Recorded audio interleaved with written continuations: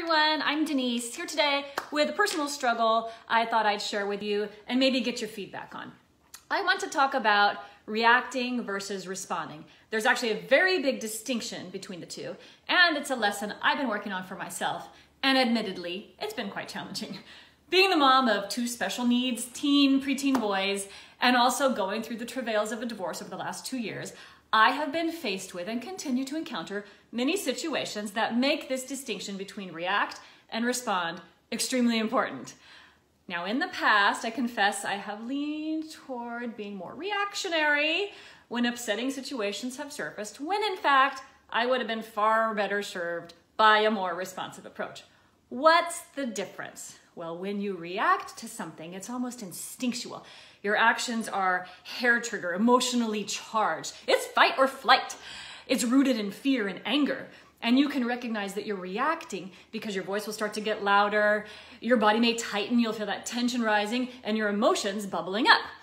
In contrast, when you respond, your behaviors will be based more on mindful consideration of the situation before you take any actions.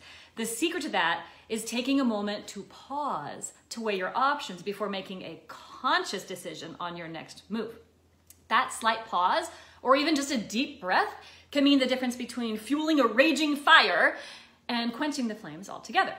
Because let's face it, when there is a confrontation, it's really in our best interest to attempt to mitigate it rather than exacerbate it. Now, this is easier said than done in the heat of the moment.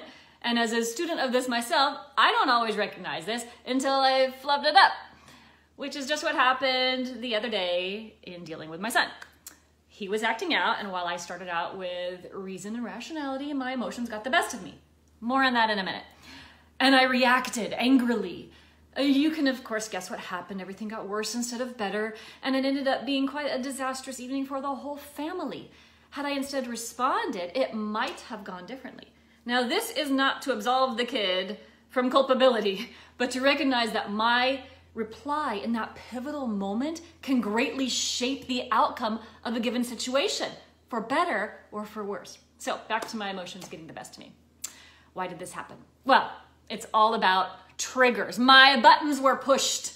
Now, the good news is that what I can still learn from this situation in retrospect is that even though I failed to take that pause to be responsive that night, I can reflect now on that absolutely vital factor of what triggered me. And what I figured out over the course of my self-work is that one of my triggers, and I have very few, is being disrespected. And that was definitely at play here that night.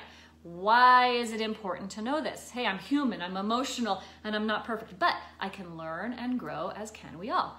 So with this knowledge, I am equipping myself with the tools to be a more thoughtful responder next time, and not so much an anger-fueled reactionist. And there's always a next time. That's why it's crucial to identify our triggers.